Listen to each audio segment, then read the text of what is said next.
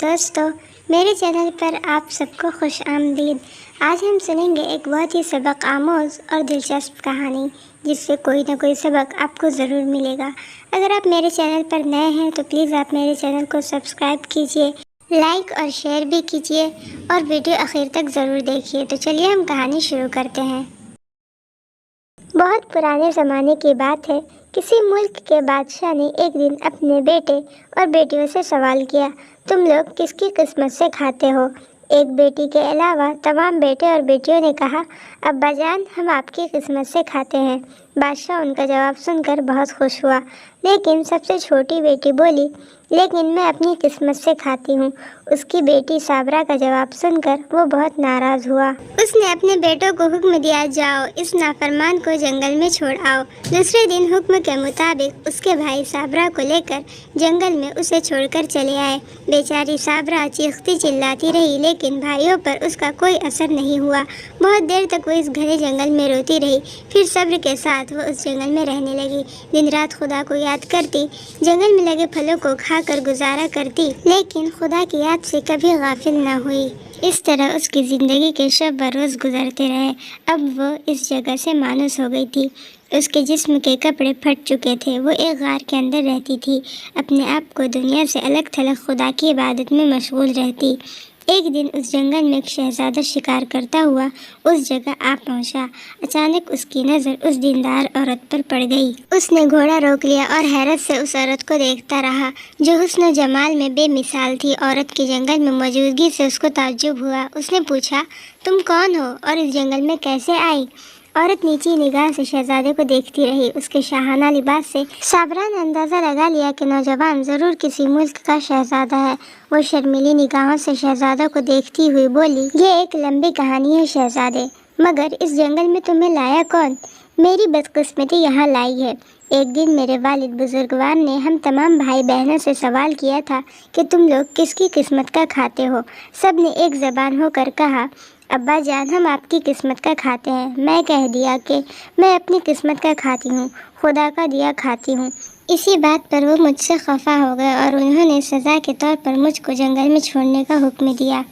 پھر میرے بھائی مجھ کو اس جنگل میں چھوڑ کر چلے گئے، تب سے یہیں پر ہوں۔ اوہ، تو یہ بات ہے۔ خیر، اب تمہیں فکر کرنے کی ضرورت نہیں، تم میرے ساتھ چلو۔ اگر مگر کرنے کی ضرورت نہیں، میں تم سے شادی کروں گا۔ پھر وہ شہزادے کے ساتھ چلی آئی۔ شہزادے نے وعدے کے مطابق صابرہ سے شادی کی۔ صابرہ بہت نیک اور دیندار عورت تھی اور پردے کی سخت پابند تھی۔ اڑوس پڑوس والوں نے کبھی بھی صابرہ کی شکل نہیں دیکھی۔ کسی طرح بادشاہ وقت کو شہزادے کے بارے میں معلوم ہوا کہ اس نے جنگل کی کسی عورت سے شادی کی ہے۔ اس کے وزیر نے بادشاہ کا کان بھرنے شروع کر دیے۔ حضور عالی، شہزادے نے کسی پری زادی سے شادی کی ہے جو جنگل میں ملی تھی۔ بادشاہ کو حکومت کے کاموں سے فرصت ہی کہاں کہ وہ بیٹے کے معاملے میں دخل دے۔ وہ خاموشی رہا۔ کچھ دنوں کے بعد صابرہ کو ایک بیٹا پیدا ہوا۔ شہزادہ اپنے بیٹے کو شاہی دربار میں لے کر آیا تو بادشاہ بہت خوش ہوا، لیکن وزیر نے بادشاہ کو ورغلایا۔ پھر 2 سال کے بعد صابرہ نے ایک اور بیٹے کو جنم دیا۔ دوسرے بیٹے کے ساتھ بھی وہ دربار میں حاضر ہوا۔ اس کا باپ بہت خوش ہوا، لیکن وزیر ناگواری سے ان بچوں کو دیکھتا رہا۔ بار بار بادشاہ سے کہتا کہ آپ کی بہو پری زادی ہے، وہ زیادہ دنوں تک یہاں نہیں رہ سکتی۔ ایک دن صابرہ کی آنکھوں میں آنسو دیکھ کر شہزادہ تڑپ اٹھا۔ کیا بات ہے صابرہ؟ کچھ نہیں، بس گھر والے مجھے یاد آ گئے تھے۔ فکر مت کرو، میں تمہیں لے چلوں گا تمہارے گھر والوں سے ملاقات کرنے، شہزادے نے سمجھایا۔ پھر وہ سفر کے لیے تیاری کرنے لگا اور تیاری کے بعد جب شہزادہ اپنے باپ سے اجازت لینے گیا تو وزیر نے کہا، عالی جاں، آپ نہیں جانتے آپ کی بہو پری زادی ہے، وہ پرستان جانا چاہتی ہے۔ آپ کے بیٹے اور آپ کے پوتوں کو وہ لوگ ختم کر دیں گے، وہ آپ کا خاندان ختم کرنا چاہتی ہے۔ بادشاہ سوچنے لگا، پھر وزیر سے بولا، ایسی صورت میں کیا کرنا چاہیے؟ بادشاہ نے وزیر سے مشورہ طلب کیا۔ شہزادے کی بجائے مجھے بہو کے ساتھ جانے کی اجازت دیا جائے، شہزادے کو روک لیں۔ شاہی حکم کے مطابق ایسا ہی ہوا۔ شہزادے کو روک لیا۔ وزیر کے ساتھ صابرہ اور اس کے دونوں بچے سفر کے لیے چل پڑے۔ چلتے چلتے رات ہو گئی۔ ایک اچھی جگہ دیکھ کر وہ لوگ وہاں پر رک گئے۔ صابرہ کے ساتھ ایک دایا تھی۔ صابرہ اور اس کے دونوں بچے ایک خیمہ میں سوئے اور دوسرے خیمہ میں وزیر۔ رات کے دوسرے پہر وزیر صابرہ کے خیمے میں داخل ہوا۔ صابرہ کا حسن دیکھ کر اس کا ایمان ڈگمگا گیا۔ اس نے اس پر بری نظر ڈالی، پھر اس نے صابرہ کو جگایا۔ اس نے کہا وہ خاموش رہے اور چپ چاپ میرے خیمے میں چلے، انکار کی صورت میں وہ بیٹوں کو قتل کر دے گا۔ صابرہ دیندار عورت تھی، میں اپنی آبرو کی حفاظت کے لیے اپنے بیٹوں کو بھی قربان کر سکتی ہوں۔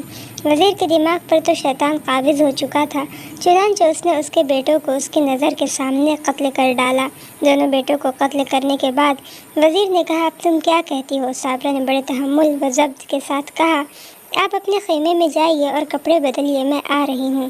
لیکن صابرہ وہاں سے نکل کر بھاگی اور کسی گہری کھائی میں کود پڑی۔ وزیر انتظار کر کے پھر صابرہ کے خیمے میں واپس آیا تو صابرہ کو غائب پا کر ادھر ادھر دیکھنے لگا مگر صابرہ نہیں ملی۔ پھر اس نے گاڑی چلانے والے کو بلایا اور دایا سے سارا ماجرا کہہ دیا۔ میں کہتا تھا نا کہ وہ عورت پر ہی زادی ہے، کسی دن وہ دونوں بچوں کو قتل کر کے فرار ہو جائے گی، اور دیکھ لو ایسا ہوا۔ وزیر واپس آیا اور بادشاہ کو سارا قصہ سنایا۔ ادھر جب شہزادے کو صابرہ نے فرار اور اس کے بچوں کے قتل ہونے کی خبر ملی تو اسے سکتہ سا لگ گیا اور مسلسل بیمار رہنے لگا۔ بادشاہ نے بیٹے کا بہت علاج کروایا لیکن اس کا مرض بڑھتا ہی گیا۔ ادھر وزیر کے جاتے ہی صابرہ گڑھے سے نکل کر باہر آئی۔ سب سے پہلے زمین کھود کر اس نے اپنے دونوں بچوں کو دفن کیا اور پھر وہ اسی غار میں چلی گئی۔ دن رات وہ خدا کی یاد میں مشغول رہتی اور اپنے بچوں کے لیے دعا کرتی رہتی اور اپنے پیدا کرنے والے رب سے مدد مانگتی۔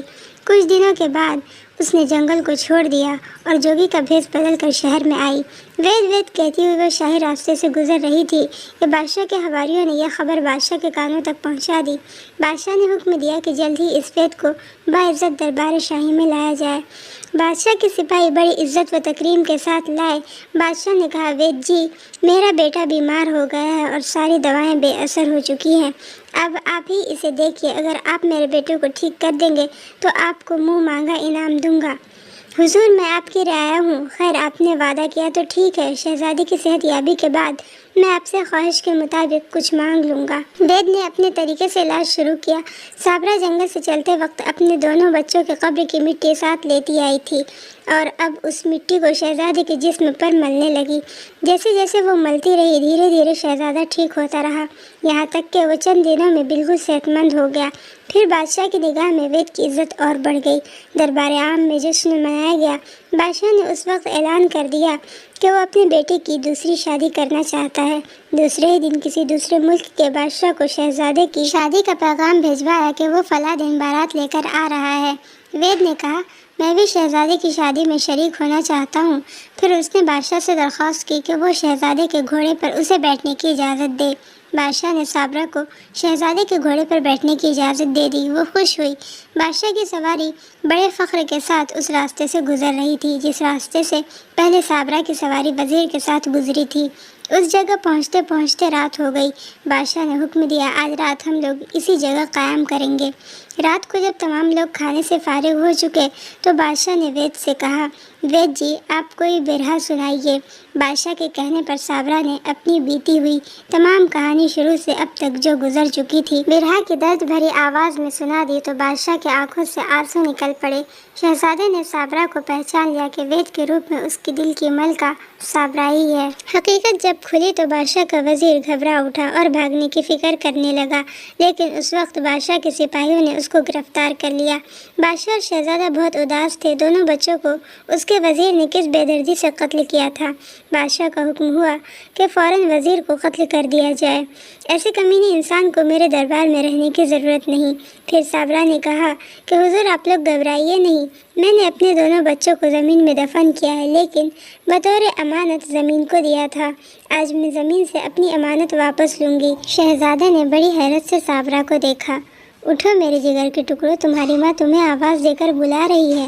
دونوں بچے آنکھیں ملتے ہوئے اٹھ کر بیٹھ گئے۔